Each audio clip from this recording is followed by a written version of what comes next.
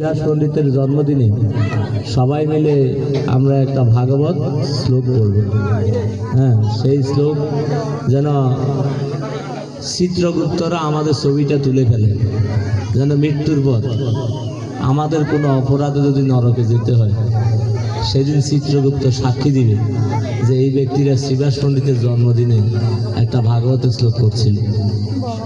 আপনাদের আর নরকে যেতে হবে না, অন্তত নরকের রাস্তাটা বন্ধ হবে। ঠিক আছে? হরে কৃষ্ণ। তো সবাই বলুন আমার সাথে, নষ্ট প্রায়সু অভদ্রেষু নিত্যম ভাগবত সেবয়া ভগবতী উত্তম শ্লোকে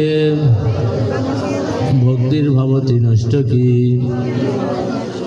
অনুবাদ: নিয়মিতভাবে শ্রীমদ্ ভাগবত শ্রবণ করলে এবং ভগবানের শুদ্ধ ভক্তের সেবা করলে হৃদয়ের সমস্ত কুলর সম্পূর্ণরূপে বিনষ্ট হয় এবং তখন উত্তম শ্লোকের দ্বারা বন্ধিত পরমেশ্বর ভগবান শ্রীকৃষ্ণের প্রতি প্রেমময় ভক্তি শীঘ্রই প্রতিষ্ঠিত হয়।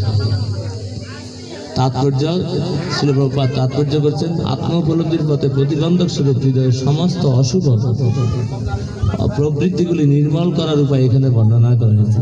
এই উপায়টি হচ্ছে ভাগবতের সঙ্গ। অনেক বড় তাৎপর্য আছে, আমরা সময় কম।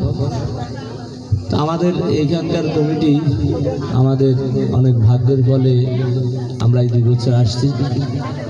তা আপনারা সব কিছু একসাথে করতে চাইলে সব কিছু পাবেন না। ঠিক আছে?